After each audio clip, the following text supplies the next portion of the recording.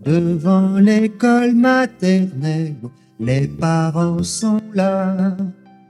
Devant l'école maternelle, ils font les 100 pas. C'est bientôt l'heure des mamans. Préparez-vous les enfants. Il faut mettre ses habits. L'école est finie. Ma petite maman magique, dès que je te vois.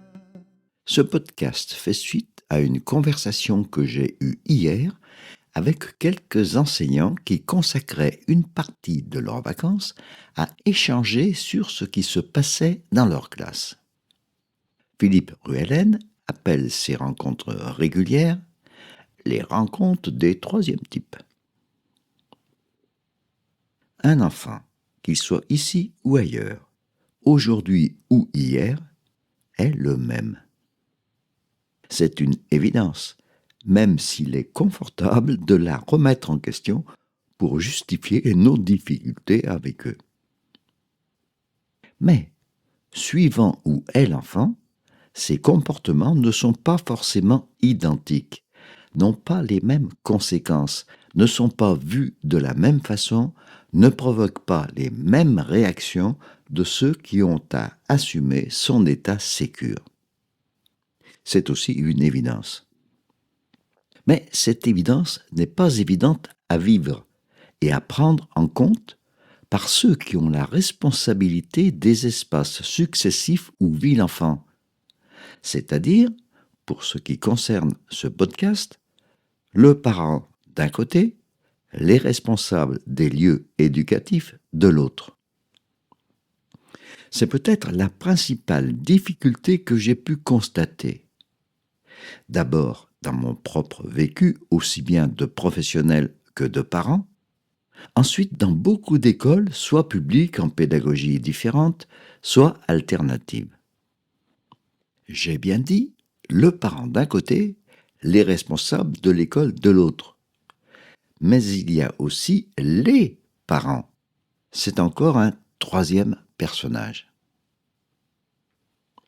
Le parent voit son enfant. Les adultes de l'école voient un enfant parmi et avec les autres enfants. Le premier est dans le fort lien affectif. Les seconds sont dans le lien professionnel, ce qui ne veut pas dire qu'ils n'ont pas d'affect ou ne sont pas dans la nécessaire empathie vis-à-vis de chaque enfant. Mais les visions ne sont pas les mêmes. Tout cela est normal, mais pas toujours facile à rendre harmonieux et complémentaire. C'est la fameuse coéducation.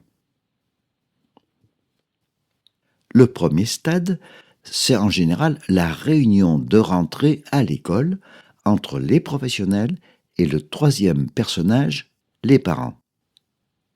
En général, cela se passe bien. Encore faut-il que tous les non-dits aient bien été explorés, surtout lorsque les parents ont eu la possibilité du choix de l'école, dans le cas des écoles alternatives, ou ce qui était aussi le cas dans nos classes uniques. J'en ai parlé souvent. Tout le monde semble d'accord lorsqu'il s'agit du bien-être de l'enfant, du respect de l'enfant, comme de ses rythmes. Mais tout le monde n'y met pas le même sens. Et c'est ensuite que cela se gâte et que des incompréhensions s'exacerbent, deviennent insolubles jusqu'à provoquer soit l'exclusion de l'enfant par l'école ou son retrait par les parents, sans qu'on puisse accuser les uns ou les autres de mauvaise foi. C'est le conflit provoqué par la perception différente du même enfant, mais pas dans les mêmes contextes. Excusez-moi, ça sert à quoi en fait votre cours? C'est quoi ce truc là, un critérium HB 4,5, les mines spéciales là? Ça coûte la peau du cul ce truc. C'est pour faire des traits très fins. Et des traits très fins, il prend un crayon à papier puis c'est tout. Kevin n'arrête pas de soulever les jupes des filles à la récré. Tu fais ça toi? Champion! Ouais, franchement, lui mettre 2 à son dessin, je trouve ça un petit peu dur, hein. Bon, enfin, c'est ni fait ni à faire ce dessin. Les perspectives sont ratées. Attendez, c'est moi qui l'ai fait ce dessin, d'accord? Ce qui m'a personnellement beaucoup aidé, c'est que dans l'école publique, pas question d'exclure un indésirable, alors qu'un parent avait, lui, la possibilité facile de retirer son enfant. Il pouvait même utiliser cette facilité comme une menace ou un moyen de pression. Il avait donc fallu que je m'attache particulièrement à ce problème, somme toute très normal. Le premier constat avait été que le parent ne voit pas son enfant parmi les autres, dans un collectif qui a son propre lieu, sa propre structure, son propre fonctionnement différent de celui de la famille. Il ne voit pas comment agissent les adultes de ce lieu. Toutes les réunions d'information, échanges épistolaires ne décrivent que des principes. Même les explications dans le cadre de rencontres individuelles ne peuvent rendre la réalité par des mots, puisque le parent ne peut se projeter dans cette réalité qu'il ne voit pas. Même ce que raconte l'enfant, de son point de vue et à travers ses émotions, c'est donc réel pour lui, ne donne pas une vue générale de ce qu'il est avec les autres. Il m'est donc très vite apparu, encore comme une évidence, qu'il fallait ouvrir l'école aux parents pendant le temps de l'école. Les parents sont les premiers intimement concernés par les choix qu'ils ont été amenés à faire ou à accepter de faire subir à leurs enfants quand ils n'ont pas eu de choix. Lorsqu'ils ont la possibilité de voir ce qui se passe dans l'école, ils peuvent alors discuter et se comprendre avec le ou les professionnels à partir du même concret, même si celui-ci n'est pas perçu de la même façon par les uns et les autres. J'ai expliqué longuement, en particulier dans l'école de la simplexité ou dans les chroniques d'une école du troisième type, que l'ouverture de l'école aux parents doit se préparer, s'apprendre progressivement. Le parent, lorsqu'il est dans l'école, reste toujours le parent. Mais c'est sa posture qui doit devenir différente. Les réactions émotionnelles et instinctives qu'il aurait dans la famille doivent être contrôlées puisqu'il pénètre dans un lieu où il n'a pas de responsabilité directe quant à sa vie et son fonctionnement. Ce n'est d'emblée pas facile, ni pour le parent, apparence de perte d'un pouvoir légitime, ni pour son enfant, dont il est habituellement le recours naturel, ni pour les adultes responsables du lieu. Ouvrir l'école aux parents, c'est ouvrir une porte, mais si on l'ouvre brutalement, gare au courant d'air. Il vaut donc mieux commencer à l'entrouvrir. Une réunion de préparation, une journée de porte ouverte, puis plus régulièrement les laisser accompagner leurs enfants jusque dans la classe et pouvoir y rester un moment plutôt que de les lâcher à la grille, etc. Jusqu'à l'ouverture permanente. Dans nos classes uniques, nous avions ainsi constaté que, peu à peu, la présence de parents dans l'école à n'importe quelle occasion ou prétexte devient naturelle et qu'un ajustement des positions relationnelles des uns et des autres s'effectue sans troubler l'harmonie du collectif. D'autre part et surtout, la position des adultes responsables ayant à veiller à l'harmonie du groupe en respectant l'être de chacun, c'est l'être qui explique les comportements, peut être perçue par le parent, y compris dans ses difficultés. Souvent, le parent découvre ainsi d'autres aspects de son enfant. Une maman m'a dit un jour où elle venait voir son fils dans la colonie de vacances que je dirigeais. « Je ne reconnais plus mon Christophe. Comment avez-vous fait pour qu'il arrive à être ici, ce qu'il n'est pas à la maison, à mon grand désespoir ?»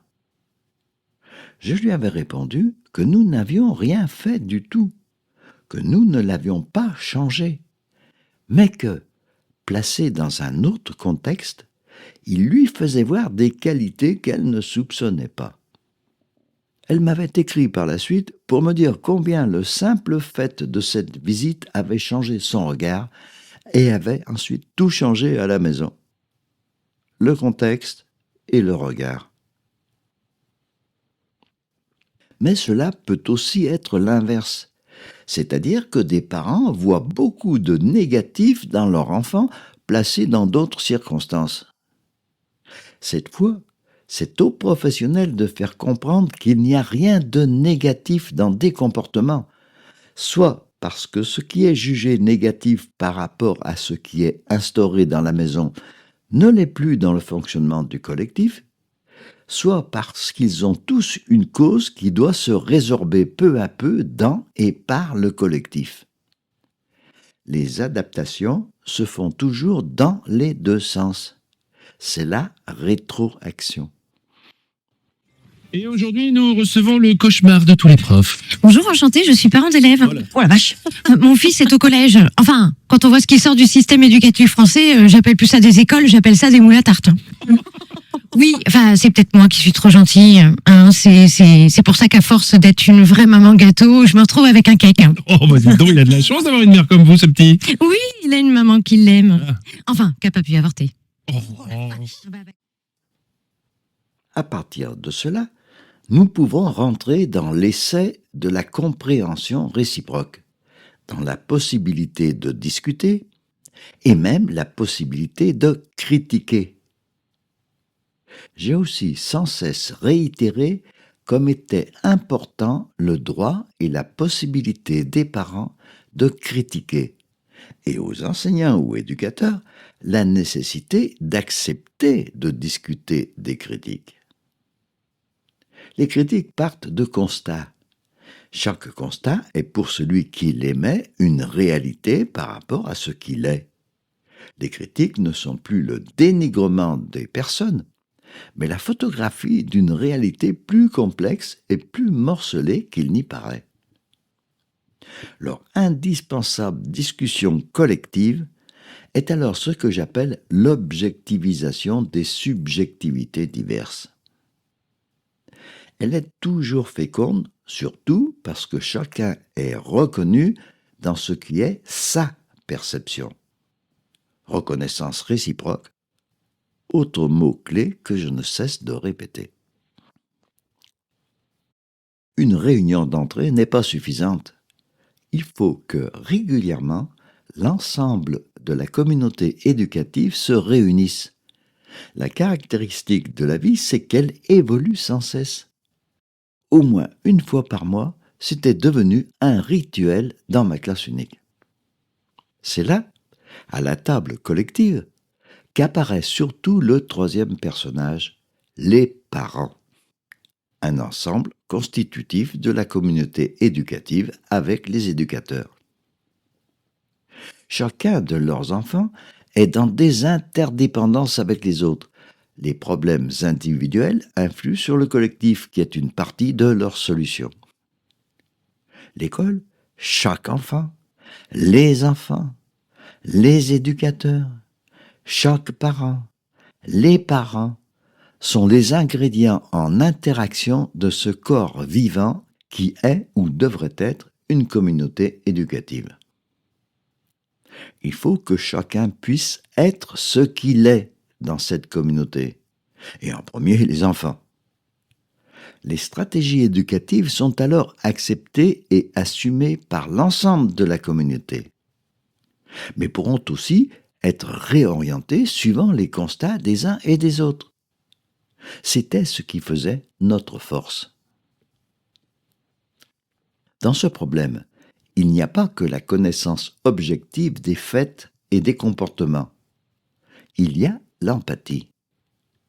Pouvoir saisir, comprendre et admettre l'état émotionnel dans lequel se trouve l'autre et comprendre ou sentir ce qui est justifié par cet état et en tenir compte.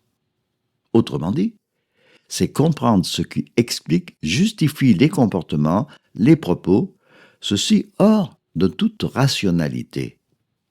C'est comprendre et admettre que l'autre exprime sa vérité. L'empathie a besoin de la présence proche de l'autre, ce qui explique aussi les incompréhensions quand tout se passe par écrit. Je leur avais pourtant bien expliqué dans la lettre collective que j'avais envoyée. Je lui avais pourtant répondu dans le long message que je lui ai adressé. C'est une des raisons des indispensables rencontres informelles et devenant naturelles dans l'école en fonctionnement, ainsi qu'ensuite dans des rencontres collectives fréquentes. Il est enfin admis que l'empathie est essentielle dans la relation éducative, dans la construction des apprentissages, dans l'épanouissement. Exemple de la communication non violente, de la parentalité positive, etc. L'empathie dans la relation adulte-enfant est admise. Mais il est moins souvent question de l'empathie dans la relation éducateur-parent. Lorsqu'il y a mésentente, incompréhension, reproche, les arguments échangés essayent presque toujours de rester dans des rationalités différentes et une approche des faits qui s'oppose, et cela devient inconciliable. Sans empathie, rien n'est solutionnable. La psychosociologie a aussi montré que l'empathie des uns induit progressivement l'empathie des autres. Donc, les premiers qui doivent faire preuve d'empathie, admettre, comprendre ou sentir ce qui motive opposition, crainte, incompréhension, voire agressivité, ce sont les professionnels. Comme avec les enfants, ce n'est que lorsqu'ils comprennent le parent dans ses raisons profondes qu'ils peuvent à leur tour être compris. L'importance de l'attitude empathique des professionnels n'est pas que dans la relation duel. Notre troisième personnage, les parents, on le retrouve surtout dans les réunions. C'est d'ailleurs là que les professionnels doivent aider à mettre les critiques sur la table collective. Mais pour que ce troisième personnage participe à l'intelligence collective, il faut aussi que les interrelations croisées se situent dans les empathies. Et ce n'est pas évident pour tous. C'est l'empathie du professionnel qui devient médiatrice et provoque les autres empathies. Je comprends les raisons de ce que vous dites, Madame X. Est-ce bien cela? Mais je comprends aussi les raisons de ce que vous opposez, Monsieur Y. Vous n'avez pas tort, ni l'un ni l'autre. Mais peut-être... Qu'en pensez-vous? Il faut que quelqu'un assume le rôle d'aider à établir ou rétablir les liens entre les uns et les autres, dont les appréciations, les visions et les aspirations sont différentes. Je suis très ennuyée, Madame Bresson. J'aurais beaucoup aimé relever la moyenne de votre fille en français, mais voyez-vous même sa dernière copie, elle a eu 8. Oui, là, regardez. Dans ce texte, nous pouvons relever une linote. Et y en a pas. Évidemment pas, Madame Bresson, une linote. Elle voulait dire litote, mais pas de chance pour elle, il n'y en avait pas non plus dans le texte, comme vous pouvez le vérifier. Ah oui, c'est vrai qu'elle a fait des erreurs. Mais pourquoi elle a marqué que le texte était en rose? Il voulait dire en prose, je suppose, hein, mais pas de chance non plus. Celui-ci était en vert. Ah, alors vous lui avez pas donné le bon texte parce que là, il est en noir. En vert. Avec un S. En vert. Ah oui, en vert. Oui, en vert et contre tous. D'accord. Oui, tout compte fait, je vais lui mettre 18 à votre fille. 18, bah c'est pas si mauvais alors. Si. Mais elle a une bonne excuse. Bon bah merci, hein. Merci beaucoup. Et puis il y a un problème complètement ignoré. La jalousie. L'école peut même provoquer de la jalousie entre les parents d'un couple. Un des deux conjoints peut devenir méfiant lorsque l'autre va trop souvent voir l'enseignant ou l'enseignante. Surtout si celui-ci ou celle-ci sont de jeunes et charmantes personnes.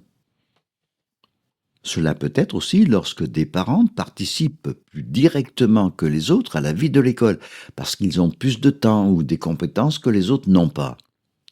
Cela peut être insupportable pour ces autres de savoir que l'un d'entre eux, qu'ils n'aiment pas, intervient auprès de leurs enfants. Mais surtout, c'est lorsque des parents soupçonnent que l'enseignant a beaucoup plus d'influence sur l'enfant qu'eux-mêmes. C'est normalement insupportable. Cela peut même faire naître l'idée que l'enfant aime mieux être à l'école avec l'enseignant qu'être à la maison avec ses parents. C'est tout à fait normal, je dirais même légitime. C'est à l'enseignant, de par sa posture avec les enfants et de par ses relations avec les parents, qui doit faire lever ce doute, somme toute naturel. L'enfant est toujours le même dans son être, même bien sûr s'il évolue sans cesse. Ce sont les contextes et les personnes à qui il a affaire dans ces contextes qui changent. Le problème, c'est toujours nous. Le nous individuel, le nous à deux, le nous collectif. Lorsqu'on connaît un problème qui a normalement beaucoup de chances de se produire, il est beaucoup plus facile de l'anticiper ou de le résoudre. J'insiste beaucoup sur le normal. Même un conflit entre personnes est normal. Dès qu'on traite un problème en le considérant comme anormal, on ne peut le résoudre puisqu'alors les sources en seraient des personnes qui seraient, elles, anormales. Or, aucune ne peut être celle que l'on voudrait. Heureusement. Oui. Édouard Ricodo, délégué des parents. Bonjour, monsieur Ricodo. Mademoiselle Pitou, on m'a rapporté que vous donniez des bonbons et des petits autocollants aux élèves. Oui, ce sont des bonus quand ils ont bien travaillé. Des bonus, vous voulez dire comme dans la lessive? Non, parce que je croyais qu'on était dans une école ici, mais si on est dans un lavomatique, faut me prévenir. Vous vous rendez compte quand même que vous donnez aux enfants une vision biaisée de la réalité? Vous croyez qu'après, au boulot, on va leur en donner des bonus? Que leur patron va les encourager quand ils mettront une belle cravate ou qu'ils auront pris soin de mettre de jolis trombones de couleur sur vos dossiers pour les égayer? Eh bien non, mademoiselle Pitou, non, non et non et non. La vie, elle est dure, voilà la vérité. Personne ne vous donne jamais le moindre petit bonbon, le moindre petit autocollant. Dans la vie, vous vous démenez pour les autres, vous démenez et ils vous écrasent comme une merde. Vous avez une dure journée, monsieur Ricodo. Hein? Un petit bonbon. À la fraise. À la fraise. Merci beaucoup, mademoiselle Pitou.